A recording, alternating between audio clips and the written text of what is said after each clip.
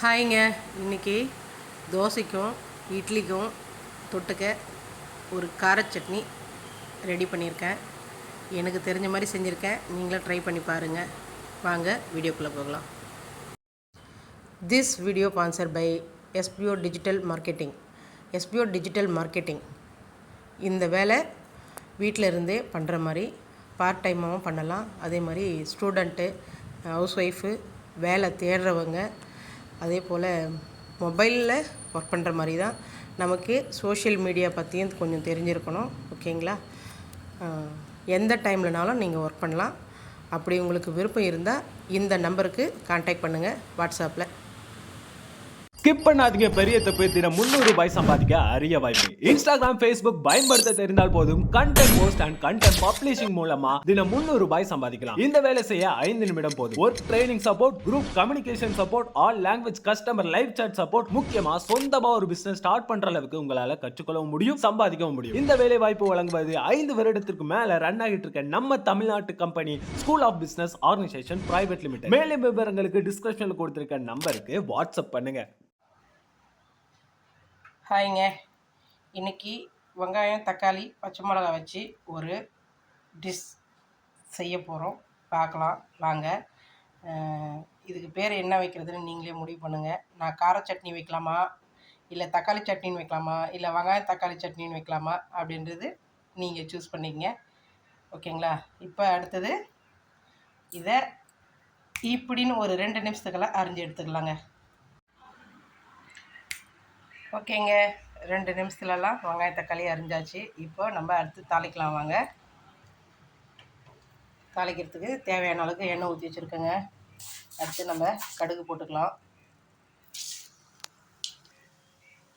கடுகு பொரிஞ்சிச்சுங்க. இப்போ பச்சை மிளகா போட்டுக்கலாம். அடுத்து கருவேப்பிலை போட்டுக்கலாம். நல்லா மிளகா வந்து எண்ணெயிலே வதங்கிருச்சுங்க.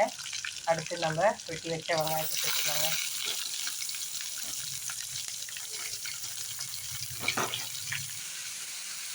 வெங்காயம் வதங்கிறதுக்கு கொஞ்சம் போல் கல்லுப்பு சேர்த்துக்கலாங்க.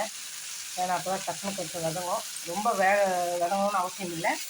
மீடியமாகவே கொஞ்சம் கலர் மாறும்போதே நம்ம அடுத்து தக்காளி சேர்த்துக்கலாங்க. ஏன்னா கொஞ்சம் லைட்டாக தண்ணி விட்டு நம்ம கொதிக்க வச்சுக்கிறோம். ஓகேங்களா? இப்போவே தெரிஞ்சிருக்கும் என்ன மாதிரி இதுக்கு பேர் வைக்கலான்றது நான் உங்களுக்கு கடைசியாக சொல்கிறேங்க. ஓகேங்க, வெங்காயம் நல்லா கொஞ்சம் லைட்டாக வதங்கின மாதிரி வாசனை வந்துருச்சு. இப்போ அடுத்து நம்ம தக்காளி சேர்த்துக்கலாங்க. இதுவே நல்லா எண்ணெயிலே கொஞ்சம் வதக்கி விடுங்க. மேக்ஸிமம் ஒரு 2 நிமிஷம் அப்படியே வதங்கிட்டுங்க. அதுக்கப்புறமா நம்ம லைட்டாக கொஞ்சம் போல் தண்ணி விட்டு கொதிக்க விட்டுட்டு அதுக்கப்புறம் தாங்க ரெடி பண்ண போகிறது. பேர் சொல்ல மாட்டேன், கண்டுபிடிங்க நீங்களே. ஓகேங்க, தக்காளி கொஞ்சம் நல்லா வதங்கிடுச்சு தண்ணியில், எண்ணெயிலேயே. இப்போ நம்ம லைட்டாக தண்ணியில் கொஞ்சம் நேரம் வேக வைக்கலாங்க.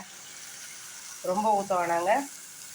சும்மா ஒரு சின்னதாக ஒரு டம்ளரில் ஊற்றுங்க. அதில் பார்த்திங்கன்னா ஒரு 50லேருந்து ஒரு 75 ml ஊற்றுங்களேன், போதும். ஓகேங்க, இந்த அளவுக்கு தண்ணி வச்சுருக்கேன். கொஞ்சம் நேரம் வேகட்டுங்க. மேக்ஸிமம் ஒரு தக்காளி கொஞ்சம் அப்படியே இந்த தண்ணியில் வதங்கினாக்கா ஒரு மாதிரி ஆகும் பார்த்தீங்களா, இந்த நெகுடுக்கு நிற்காமல் கொஞ்சம் குழஞ்ச மாதிரி ஆகிடும். அந்த அளவுக்கு இருக்கிற அளவுக்கு வேக வைங்க. இதுதான் பதம். ஓகேங்களா? கொஞ்சம் போல் பெருங்காயப்பொடி போட்டுக்கலாங்க. நல்லா கலரி விடுங்க. கொதிச்சதுக்கப்புறமா நான் உங்களுக்கு காமிக்கிறேன் பாருங்கள் பதம் எப்படி இருக்குன்னு. ஓகேங்க, தக்காளி வெங்காயம் நல்லா எண்ணெயிலே வதங்கிடுச்சு, கொதிக்க வச்சாச்சு. ஓகேங்களா?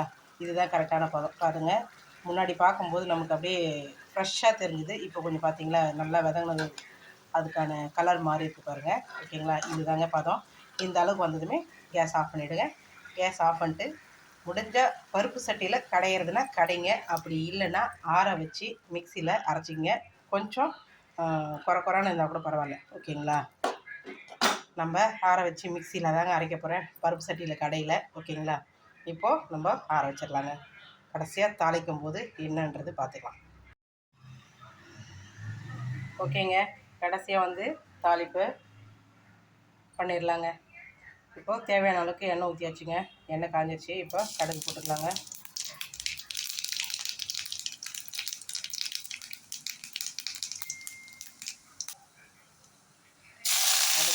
கருவேப்பிலை போட்டுக்கலாங்க. நல்லா வந்து எண்ணெயில் முறுன்னு நல்லா இது பண்ணி விடுங்க. நல்லா கலர் மாறட்டும்னா அப்படியே கொஞ்சம் நல்லா நசுக்கி விடுங்க. ஓகேங்களா? கொஞ்சம் கலர் மாறட்டுங்க. ஓகேங்க, நல்லா கலர் மாறிடுச்சு. இப்போ நம்ம தாளிப்பை எடுத்து நம்ம செஞ்ச டிஷ்ஷில் ஊற்றிட வேண்டியதாங்க. ஓகேங்க, தாளிப்பு கொட்டியாச்சு. இப்போ நல்லா கலந்து விடுங்க. ஓகேங்க, இதுக்கு பேர் என்ன வைக்கலான்னா, நான் வைக்கிற பேர் வெங்காயம் தக்காளி கடையல். ஓகேங்களா? இது தோசைக்கும் சாப்பிட்டுக்கலாம், அதுக்கப்புறமா களி அதுக்கும் சாப்பிட்டுக்கலாம். டேஸ்ட்டாக இருக்கும். நல்லா காரம் சாரமாக வச்சு சாப்பிட்டிங்கன்னா சூப்பராக இருக்குங்க. நீங்களும் ட்ரை பண்ணி பாருங்கள். ட்ரை பண்ணி பார்த்துட்டு எப்படி இருக்குன்னு கமெண்ட் பண்ணுங்கள். வீடியோ பிடிச்சிருந்தா லைக் பண்ணுங்கள், ஷேர் பண்ணுங்கள். மறக்காமல் என்னோடய சேனலை சப்ஸ்கிரைப் பண்ணுங்கள். மறக்காமல் பெல் ஐக்கானும் தட்டி விடுங்க. ஓகே ஃப்ரெண்ட்ஸ், நெக்ஸ்ட் வீடியோவில் பார்ப்போம். பாய்.